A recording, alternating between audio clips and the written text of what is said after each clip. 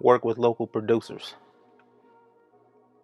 Now, I know most of the up-and-coming rappers want to work with the producers with the tags that you hear on all the top rappers' songs. And I'm not saying it's impossible, but it's damn near impossible to work with them in the beginning of your career, unless you have some type of access to them or a large amount of money, which most aspiring rappers don't have. This is why it's important to work with producers that are local to you or ones that you find on the internet.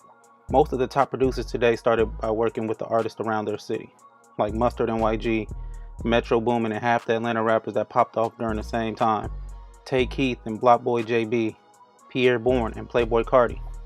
They were just as hungry as the artists they were working with, so they worked just as hard to create the hit. You can find this in your city too, and it won't hit your pocket as much. It might even be completely free.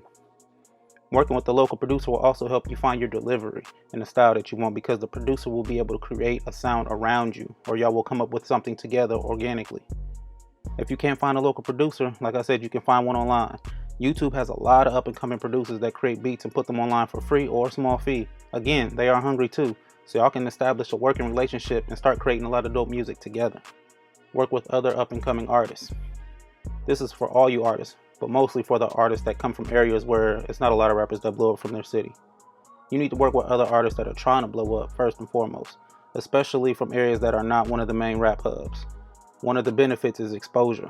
We all know how hard it is to get your hometown to support you before the world notices you. So working with other artists from other cities will help you get on the radar of more people, especially ones in your city. Some people move to Atlanta, New York, LA, or whatever city they think will help them get put on the map, but everyone can't do that and everyone shouldn't do that.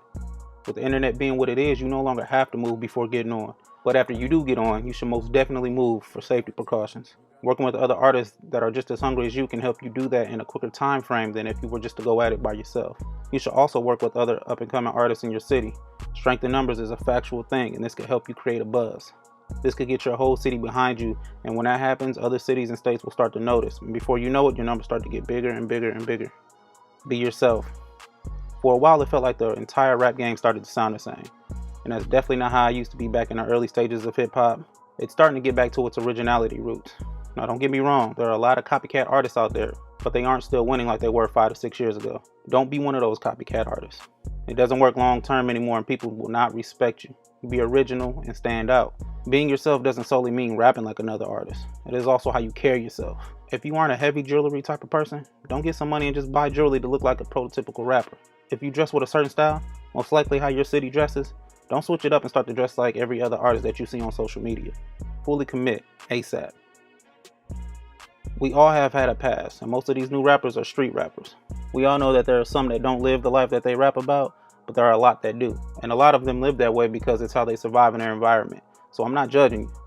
But when you start to create a wave or start to get legal money out of rap, you need to immediately start to distance yourself from these street activities. Don't be out there doing drills, robbing places, killing people, because that shit will all catch up to you. I'm not saying leave everyone alone and turn your back on the people that grew up with you, but you do need to start living and moving like a rapper.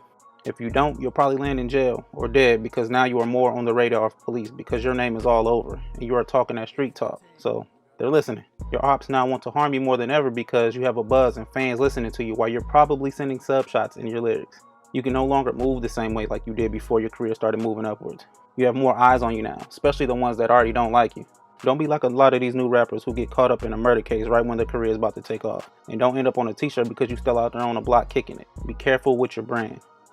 Don't become someone who's looked at as trouble. That tough shit is cool, but if people die or get beat up every time you step out the house, then venues won't want you in their establishments.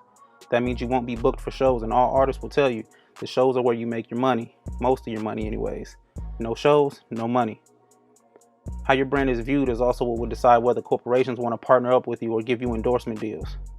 50 Cent is a prime example of this. He was a street rapper with a street persona, and when he blew up, he conducted himself like a businessman when it mattered.